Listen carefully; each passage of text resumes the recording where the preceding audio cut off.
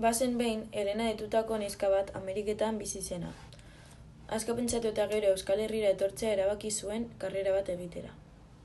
Karrera hau Euskal Herriko Unibertsitatean bakarrik zegoen, orduan hemen geratu zen. Egin nahi zuen karrera euskara zen, orduan euskaltegi batera joatera erabaki zuen. Lehenengo egunetan oso dezero sentitzen zen.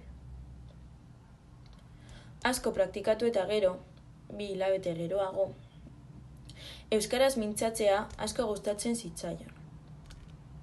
Eta oso ondo egiten zuen.